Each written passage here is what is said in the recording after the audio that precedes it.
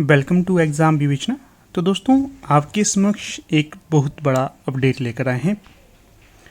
जो अपना पीजीटी है, एचपी पीजीटी से संबंधित है ये, ठीक है। खासकर हिंदी सब्जेक्ट की अगर हम बात करें, क्या है ये अपडेट? तो ये है कि आपका सिलेबस अब आ गया है। जो भी आपका हो, हिस्ट्री हो, हिंदी हो, इंग्लिश हो, कोई भी आपका सब्जेक्ट हो, उससे संबंधित अब सिलेबस बोर्ड के द्वारा डाल दिया गया है साइट में। आप वहां पर जाकर देख सकते हो, ठीक है। मुझे भी अभी सब्सक्राइबरों के द्वारा, हमारे कैंडिडेट्स हैं जिन्होंने बैच ज्वाइन किया है, उन्होंने बताया, मुझे भी पता नहीं था, अभी जाकर मैंने उसे चेक किया है। इसके बारे में यहाँ पर आपको संपूर्ण जानकारी देंगे, क्या कैसा है, किस तरह से आपने तैयारी करनी है, ठीक है। आपको घबराने की कोई भी आवश्यकता नहीं है, क्योंकि नॉर्मल है ये चीज़ें, ठीक है। देखिए, सबसे पहले तो यहाँ पर आपको ध्यान रखना है कि जो आपका सेकंड पेपर होगा, फर्स्ट पेपर तो सेम टू सेम पहले जैसा था वैसा ही है, परंतु जो सेकंड पेपर है इसमें थोड़े से बदलाव हुए हैं। क्या हुआ है? जैसे कि देखिए, जो सब्जेक्ट एप्टीट्यूड टेस्ट जो अपना सेकंड पेपर के लिए कहा गया है, ये है, ठीक है। इसमें देखिए, ये आपको सारी चीज़ें पता ही होगी कि क्लास 3 की जॉब है ये आपकी पीजीटी की, अर्थात लेक्चरर, स्कूल न्यू लेक्चरर की पोस्टें हैं ये। और जो परीक्षा में आपको कितना समय मिलेगा? 2 घंटे का समय मिलेगा, ठीक है। कितने मार्क्स होंगे इस सेकंड पेपर में? 100 मार्क्स होंगे। इस तरह की जानकारी आपको ये पता ही होगी, ठीक है। इसके पश्चात इसके जो सेकंड पेपर के हैं, हमारे हिंदी का जो था, इसके अब 2 पार्ट कर लिए गए हैं। कितने? 2 पार्ट। ये है पार्ट 1, सब्जेक्ट से संबंधित, हिंदी सब्जेक्ट से संबंधित 80 मार्क्स का होगा। जैसे पहले होता था सेम टू सेम वैसा ही है, 80 मार्क का होगा ये। 80 यहाँ पर ध्यान रखना है, नेगेटिव मार्किंग है यहाँ पर, ठीक है। कोई भी क्वेश्चन करते हो तो उसका आपको कितना नेगेटिव पड़ता है? 0.25 का। फिर देखिए, पार्ट 1 तो ये हो गया। पार्ट 2 भी आपको दिखा देते हैं। पार्ट 2 आ गया यहाँ पर आपका बीएड पोर्शन का। जो आपने सब्जेक्ट्स बीएड में पढ़े थे, वहाँ से ये प्रश्न बनेंगे, ठीक है। 20 मार्क्स के यहाँ पर आएंगे आपको 20 क्वेश्चन। 80 का आपको हिंदी साहित्य का आएगा, ठीक है।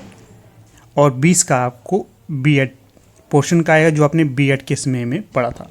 अब धीरे धीरे देखते हैं सारी चीज़ें क्या कैसी हैं, कौन सा यहाँ पर बदलाव हुआ है, किसको हमने ज़्यादा वेटेज देनी है। यहाँ से हमने जो जानकारी लेनी थी वो तो यहाँ से कंप्लीट हो गई। अब देखते हैं पार्ट 1 सब्जेक्ट से संबंधित है, 80 मार्क्स का है ये।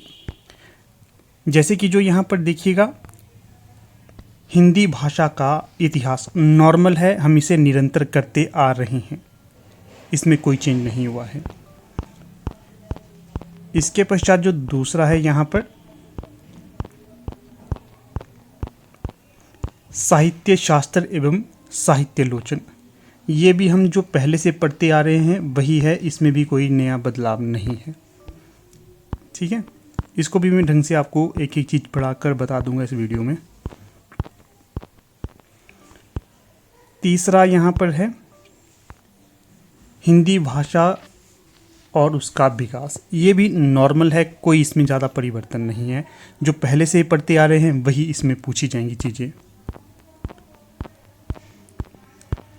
चौथा जो पोर्शन यहाँ पर ये हुआ है, हिंदी साहित्य के अध्ययन हेतु निर्धारित प्रमुख रचनाएं, ठीक है। ये यहाँ पर थोड़ा सा बदलाव हुआ है। जो आप में से नेट या फिर सेट की तैयारी कर रहे हैं कैंडिडेट, नेट या सेट की, तो उनके लिए कोई बदलाव नहीं है, नॉर्मल है उनके लिए चीज़ें। क्यों? क्योंकि नेट में ये चीज़ें पहले से लगी हुई हैं, नॉर्मल है, ज़्यादा बदलाव नहीं है, आप इसको ईजीली कर लेंगे, ठीक है। क्या इसमें नया है ये मैं आपको बता देता हूँ। ये जो सारी चीज़ें हैं मैं आपको ये कवर करवा दूंगा, अपने टेंशन नहीं लेना है। सब्जेक्ट की बात कर रहा हूँ मैं।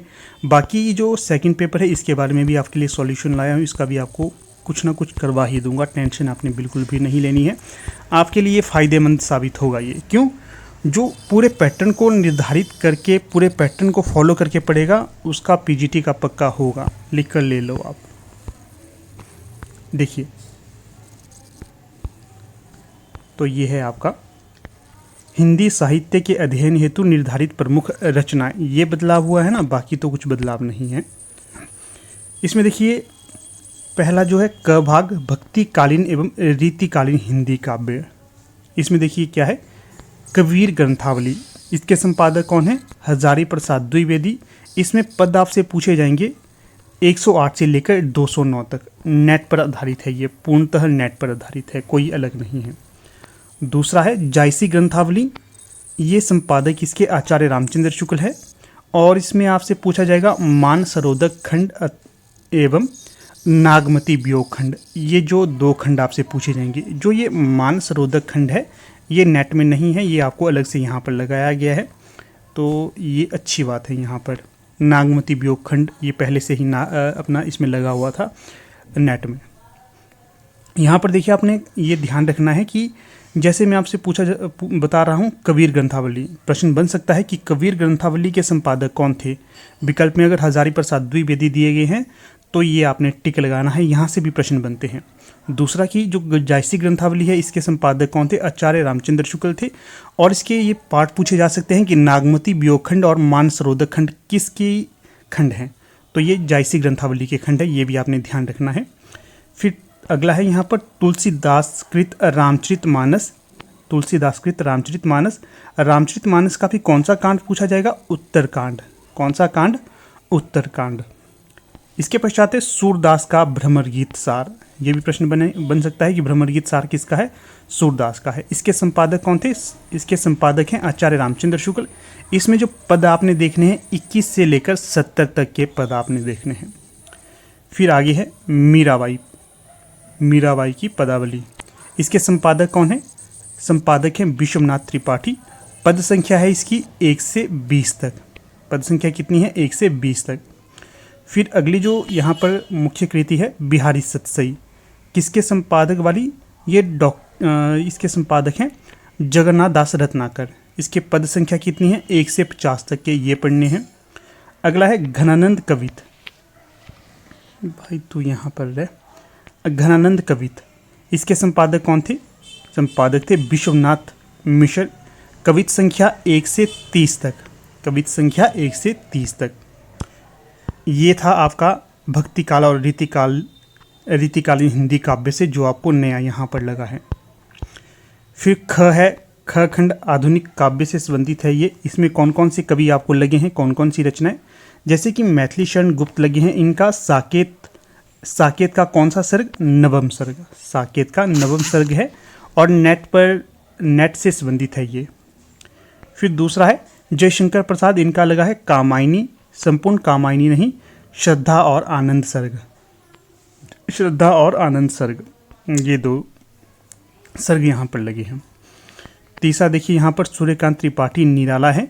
इनकी 2 कविताएं हैं, एक तो राम की शक्ति पूजा और दूसरी सरोज स्मृति।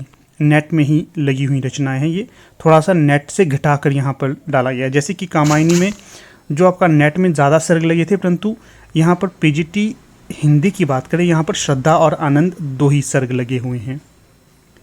फिर देखिए सुमित्रा नंदन पंत, इनकी कौन कौन सी कविताएं हैं? परिवर्तन और नौका विहार, नेट से संबंधित ही हैं। फिर महादेवी वर्मा है, इनकी जो रचनाएं लगी हुई हैं, मैं नीर भरी दुख की बदली, बीन भी हूँ मैं तुम्हारी रागनी भी हूँ, यह मंदिर का दीप इसे नीरव जलने दो, बिकल। भाई तो क्यों आ रहा है बार बार? मैं यह मंदिर का दीप इसे नीरव जलने दो, बिकल फिर बिकल हैं प्राण मेरे, जो तुम आ जाते एक बार। महादेवी वर्मा की कुछ एक रचनाएं नई लगी हुई हैं, नेट में नहीं है ये भी आपको करवा देंगे, टेंशन नहीं लेनी है आपने। फिर देखिए रामधारी सिंह दिनकर की, इनकी है उर्वशी, इसका 3य अंक लगा हुआ है, ये भी नया है। फिर नागार्जुन, इनका कौन कौन सी कविताएं हैं? अकाल और उसके बाद, शासन की बंदूक, मनुष्य हूँ मैं, ये नेट वाली ही रचनाएं हैं। फिर है अज्ञे की, कलगी बाजरे की, असाध्य वीणा, यह दीप अकेला, हरी घास पर क्षण भर, ये भी नेट वाली ही रचनाएं हैं। फिर है मुक्तिबोध, इनका है अंधेरे में ब्रह्म राक्षस, ये भी नेट से ही ली गई हैं हूबहू। इसके पश्चात आगे देखिए आगे क्या है। भवानी प्रसाद मिश्र, इनका है सतपुड़ा के जंगल, बुनी हुई रस्सी, त्रिकाल संध्या। ठीक है, ये है भवानी प्रसाद मिश्र की काव्य कृतियाँ। फिर धूमिल, इनका है सुदामा पांडे धूमिल, इनका है काल दर्शन, रोटी और संसद, मोचीराम, तो ये धूमिल जी की हैं। तो ये हो गया आपके पास काव्य से संबंधित जो चीज़ें आई हुई हैं नई। फिर आधुनिक गद्य में जो नई चीज़ें आपके लिए लगी हैं उन्हें हम देखते हैं। जैसे कि उपन्यास की बात करते हैं तो काफ़ी कम चीज़ें डाली गई हैं, नेट की तरह पूरा सिलेबस फॉलो नहीं किया गया, नेट से घटा कर पूछा गया है यहाँ पर। जैसे कि उपन्यास की बात करें तो इसमें मुंशी प्रेमचंद्र का है गोदान, फणीश्वरनाथ रेणु का, रुकिएगा इसको निकाल ही देते हैं, मुंशी प्रेमचंद्र का है गोदान, फणीश्वरनाथ रेणु का है मैला आंचल, अज्ञे का है शेखर एक जीवनी भाग 1, विषम सहानी का है तमस, मनु भंडारी का है आपका बंटी। तो ये हो गए 1 2 3 4 5 उपन्यास आपको लगे हैं अलग से। फिर अगर कहानी की बात करें, कहानी में देखिए आपके समक्ष है माधव राव सप्रे की एक टोकरी भर मिट्टी, प्रेमचंद्र का ईदगाह, जयशंकर प्रसाद का आकाशदीप, जनेंद्र कुमार की पत्नी कहानी नई लगी है, नेट में नहीं है, अज्ञे की रोज़ कहानी लगी है, उषा प्रेमबदा की वापसी कहानी है, नेट में नहीं है, अलग से लगी हुई है, निर्मल वर्मा, ये अलग वाला यहाँ पर हम टिक कर देते हैं, निर्मल वर्मा परिंदे कहानी नेट में लगी हुई है, फणीश्वरनाथ रेणु की तीसरी कसम नेट में लगी हुई है, जिंदगी और जोंक अमरकांत की नई है, नेट में नहीं लगी है, पिता कहानी ज्ञानरंजन सिंह की, ये भी आपको नेट में लगी हुई है, नॉर्मल है, ज़्यादा बदलाव नहीं है, ये भी आपको करवा देंगे। जो जनेंद्र की देखिए, ये आपने कहानियाँ भी याद रखनी है, पूछा जा सकता है एक टोकरी भर मिट्टी किसकी है, माधवराव सप्रे की है। ये वीडियो देख रहे हैं ना, यहाँ से आपने सिर्फ डाटा ही कलेक्ट नहीं करना है दोस्तों, यहाँ से आपने क्या करना है और प्रश्न भी तैयार करने हैं अपने जो आपके प्रश्न बनेंगे। जैसे कि एक टोकरी भर मिट्टी किसकी है, माधवराव सप्रे की है, ईदगाह कहानी किसकी है, प्रेमचंद की है, आकाशदीप किसकी कहानी है, जयशंकर प्रसाद की है, पत्नी कहानी किसकी है, जनेंद्र की है, रोज़ कहानी किसकी है, अज्ञे की है, वापसी कहानी किसकी है, उषा प्रेमबदा की है, प्रेंदे किसकी कहानी है, निर्मल वर्मा की है, तीसरी कसम किसकी कहानी है, फणीश्वरनाथ रेणु की। इस तरह से आपने याद रखना है, आपको डबल फायदा होगा इस वीडियो से। और घबराना तो बिल्कुल भी नहीं है, कुछ भी अगर डाउट हो तो आप व्हाट्सएप कर सकते हो, आपके उत्तर दे दिए जाएंगे। ये तो आपकी कहानी लगी थी कितनी, 1 2 3 4 5 6 7 8 9 10 कहानियाँ लगी हैं, 5 उपन्यास 10 कहानियाँ। और नाटक देखिए, नाटक भी यहाँ पर है, अंधेर नगरी है भारतेंदु हरिश्चंद्र का, पुराना ही है, नेट वाला, नया नहीं है, चंद्रगुप्त जयशंकर प्रसाद का है, पुराना, नेट पुराने का तात्पर्य है नेट से लगे हुई चीज़ें, आषाढ़ का एक दिन मोहन राकेश का है, नॉर्मल है ये भी, एक सत्य हरिश्चंद्र लक्ष्मी नारायण लाल का ये नाटक है, ये नया है, न्यू। फिर धर्मवीर भारती का अंधा युग, ये भी नेट वाला ही है। कितनी लगी है यहाँ पर रचनाएं आपको नाटक की, 1 2 3 4 5 नाटक लगे हैं, 5 उपन्यास 5 नाटक 10 कहानियाँ। फिर इसके पश्चात निबंध और अन्य विधाएं, निबंध और अन्य विधाएं में आपको क्या क्या लगा है, निबंध और अन्य विधाओं में आपको देखिए भारतेंदु हरिश्चंद्र का है भारतवर्ष की उन्नति कैसे हो सकती है, नेट वाला ही है, शिव शंभू के चीठे बालकृष्ण भट्ट का है, आचार्य रामचंद्र शुक्ल का कविता क्या है, हजारी प्रसाद द्विवेदी का नाखून क्यों बढ़ते हैं, और जो महादेवी वर्मा का घीसा, ये इनका रेखा चित्र है घीसा, ये नया है, नेट में नहीं है ये। यहाँ पर भी आपको 5 ही रेखा चित्र इत्यादि जो निबंध है रेखा चित्र 5 लगे हैं। जिस प्रकार से आपके नाटक हैं उपन्यास है उसी प्रकार से निबंध और अन्य विधाएं भी आपकी 5 ही नहीं लगी हैं। हाँ, एक ये रह गया, 6 हैं ये, विष्णु प्रभाकर का अवारा मसीहा, ये भी नेट वाला ही है, घीसा जो है ये नया है यहाँ पर। फिर ये तो रहा नया जो पाठ्यक्रम लगा है, ठीक है। बाकी की जो चीज़ें हैं ये भी हम देख लेते हैं। जैसे कि देखिए एक यूनिट थी इसमें हिंदी साहित्य का इतिहास, ये तो हम करते ही हैं। इसमें क्या क्या है, एक तो देखिए प्राचीन और मध्यकालीन हिंदी साहित्य का इतिहास है, जिसमें आपके इतिहास दर्शन और साहित्य इतिहास है। फिर है हिंदी साहित्य लेखन की परंपरा, हिंदी साहित्य का काल विभाजन और नामकरण, ये हम करते ही हैं और करा भी है हमने। जो सेकंड है आदिकाल की पृष्ठभूमि एवं प्रमुख साहित्यिक प्रवृत्तियाँ, इसके अंतर्गत प्रमुख साहित्यिक प्रवृत्तियाँ, इसके अंतर्गत आपकी आदिकालीन सिद्ध और नाथ साहित्य प्रमुख कवि और रचनाएं हैं। फिर है रासो काव्य के अंतर्गत प्रमुख प्रवृत्तियां रचनाएं हिंदी जैन साहित्य प्रमुख कवि और रचनाएं अमीर खुसरो की हिंदी कविता। ये भी पहले से करते आ रहे हैं, नया कुछ नहीं है इसमें। फिर जो तीसरा भाग है भक्तिकाल, भक्तिकाल पूर्व मध्यकाल भी से कहा जाता है, ध्यान रखना प्रश्न बन सकता है। भक्तिकाल के बारे में क्या क्या अपडेट है यहाँ पर। भक्तिकाल की वैचारिक पृष्ठभूमि, भक्ति आंदोलन के उदय के सामाजिक सांस्कृतिक कारण, नया है ये। भक्ति काल के प्रमुख संप्रदाय और उनका वैचारिक आधार, संत काव्य परंपरा प्रमुख प्रवृत्तियाँ कवि और रचनाएं, सूफी काव्य परंपरा प्रमुख प्रवृत्तियाँ कवि और रचनाएं, राम काव्य परंपरा प्रमुख प्रवृत्तियाँ कवि और रचनाएं, कृष्ण काव्य परंपरा प्रमुख प्रवृत्तियाँ कवि और रचनाएं। नॉर्मल है, पहले से पढ़ा हुआ है हमने ये, ठीक है, कुछ नया नहीं है इसमें। फिर जो रीतिकाल है यहाँ पर उत्तर मध्यकाल रीतिकाल को कहा जाता है। इसमें क्या है, रीतिकाल की युगीन सामाजिक सांस्कृतिक पृष्ठभूमि, रीतिकाल का नामकरण एवं सीमांकन, रीति कवियों का आचार्यत्व, ये भी पहले वाला ही है जिसमें देव इत्यादि आचार्य के तौर पर जाने जाते हैं। फिर यहाँ पर देखिए रीतिकाल की प्रमुख काव्य धाराएं, जिसके अंतर्गत है रीतिवद, रीतिसित, रीतिमुक्त का प्रवृत्तिगत वैशिष्ट्य, रीतिकाल की प्रमुख रचनाएं और कवि। नॉर्मल है, ये हमने पहले से ही किया है, कोई इसमें ज़्यादा बदलाव नहीं है। जो पहले से पढ़ते आए हैं ये वही है, जो मुझे नया लगा वो आपको मैंने शुरू में ही बता दिया। फिर जो आधुनिक काल है इसमें देखिए क्या क्या है। आधुनिक पद्य साहित्य, एक होता है गद्य, दूसरा है पद्य साहित्य। इसमें देखिए आधुनिक काल का युगीन परिवेश, सामाजिक, राजनीतिक, आर्थिक और सांस्कृतिक पृष्ठभूमि, पहले से पढ़ा हुआ है। 1857 की क्रांति और सांस्कृतिक पुनर्जागरण, ये भी हमने आपको करवाया हुआ है। भारतेंदु और उनका युग, प्रमुख प्रवृत्तियाँ कवि और रचनाएं, ये भी पहले का ही है, कुछ नया नहीं है। महावीर प्रसाद द्विवेदी और उनका युग, प्रमुख प्रवृत्तियाँ कवि और रचनाएं, पुराना ही है। छायावाद, प्रमुख काव्यकृतियाँ कवि और रचनाएं, छायावादोत्तर हिंदी कविता, प्रगतिवाद, प्रयोगवाद, नई कविता की प्रमुख प्रवृत्तियाँ कवि और रचनाएं, ये भी पुराना ही है। समकालीन हिंदी कविता, प्रमुख प्रवृत्तियाँ कवि और रचनाएं, ये भी पुराना है, नया नहीं है इसमें भी।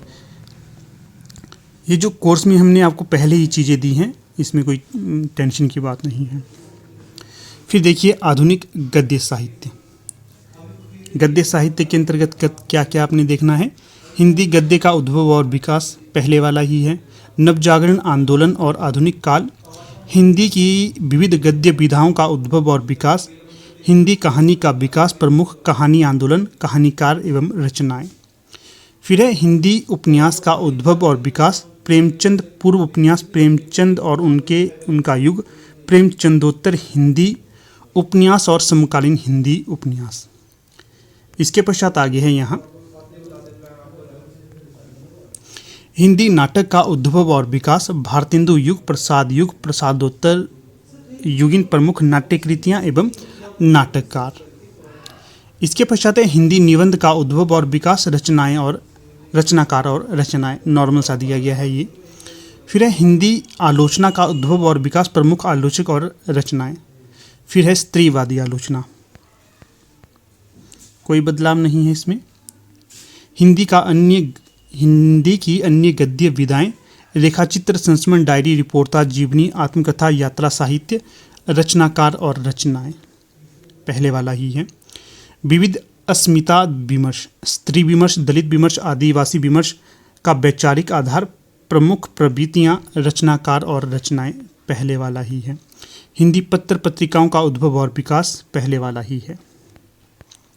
जो अपना ये साहित्य शास्त्र है, साहित्य शास्त्र एवं साहित्यालोचन, काव्य शास्त्र भी हम इसे कह लेते हैं। जैसे कि साहित्य शास्त्र के अंतर्गत दो हमारे भाग आते हैं, एक है भारतीय काव्य शास्त्र, एक है पाश्चात्य काव्य शास्त्र, ये दो भाग हैं।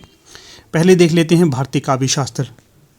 भारतीय काव्य शास्त्र में काव्य लक्षण, काव्य हेतु, काव्य प्रयोजन, काव्य के प्रकार। फिर है रस संप्रदाय, रस का स्वरूप, रस निष्पत्ति, साधारणीकरण, सहृदय की अवधारणा।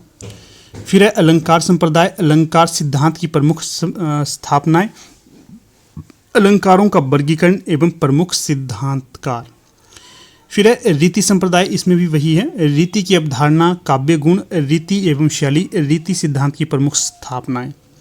फिर है वक्रोक्ति संप्रदाय, इसमें भी वही है। वक्रोक्ति की अवधारणा, भेद, वक्रोक्ति एवं अभिव्यंजनावाद।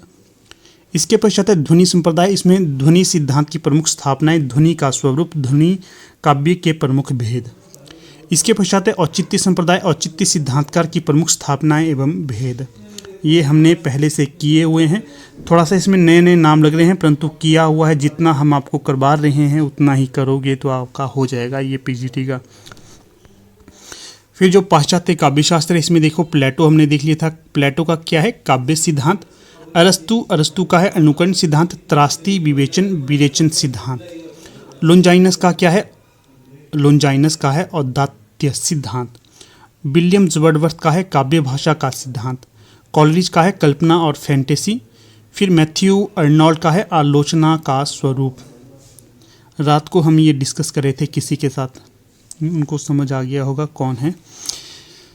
फिर है टीएस इलियट निर्व्यक्तिकता का सिद्धांत, परंपरा की अवधारणा। ये जो है पाश्चात्य काव्यशास्त्र, ये थोड़ा सा आपको बदलाव करके डाला गया है, ठीक है, क्योंकि नेट में ज़्यादा वाइड है, ऐसे भी ज़्यादा वाइड है जो आपको पुस्तकों में मिलता है। गोविंद पांडे, सरस्वती पांडे की पुस्तक में यहाँ पर थोड़ा सा सीमित कर दिया है इसको हम करवाएंगे आपको कोर्स में। सारा कुछ जो भी कोर्स में जुड़े हुए हैं उनको ये सारा कुछ मिल जाएगा, आपको टेंशन लेने की ज़रूरत नहीं है, ठीक है, धीरे धीरे मिलेगा सारा कुछ। फिर आइए रिचर्ड्स का मूल्य सिद्धांत, ये पाश्चात्य काव्यशास्त्र में है। साथ में देखिए यहाँ पर आधुनिक समीक्षा की प्रमुख पद्धतियाँ एवं वैचारिक दर्शन। मार्क्सवाद के बारे में पढ़ना पड़ेगा, मनोविश्लेषणवाद के बाद में अस्तित्ववाद, शैली विज्ञान, नई समीक्षा, संरचनावाद, उत्तर संरचनावाद, देरिदा की विखंडन की अवधारणा, उत्तर आधुनिकतावाद, ये है आपका। इसके पश्चात देखिए हिंदी और उसका विकास, ये भी बड़ा अच्छा लगा मेरे को पोर्शन, बहुत ही अच्छा।